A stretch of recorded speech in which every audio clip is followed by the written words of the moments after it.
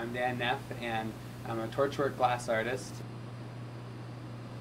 Yeah, there's just so many different things to make, and you always need different tools, different sized pieces of glass to hold onto them.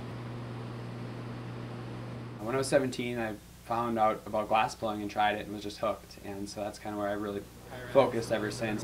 What you see here is a torch that I use these different rods of glass here, clear and colored, to melt it into all kinds of artwork.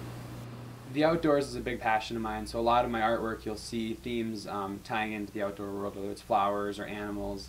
I guess I like expressing myself more through the artwork and trying to find things that people can connect to that they might see out in the wild. I studied outdoor recreation education at UMD.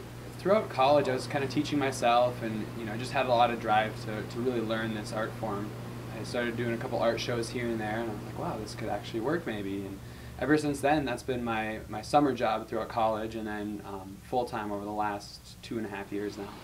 The process of constantly learning definitely keeps me coming back, and it's just nice to be able to do something that I like, that there's always that drive to continue the learning and to continue growing.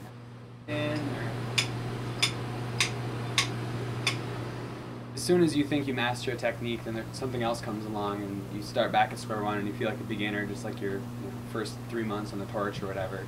I try to make things in series, so I'll make a lot of the same thing at once. So when I'm making a certain type of pendant, I might try to make 20 to 40 in a day and make that style of pendant for 3 days in a row.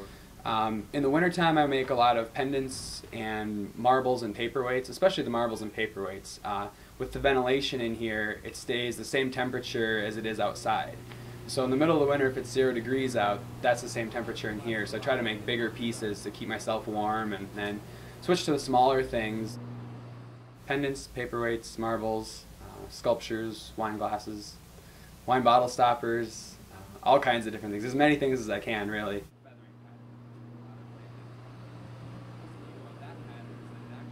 So yeah, I do a lot of different festivals throughout the summer, and in the summer it usually ends up being crunch time. No matter how much inventory I get made in the spring before my season starts, I never have enough to get me through the summer, and so then I'm at a festival for 30 hours on the weekend and come back to the studio and work 40 hours during the week. And so yeah, it's just been a natural progression of wanting to make a living at it, and just finding out how hard I have to work at it and putting in the time, and just growing as an artist too is a big part of that.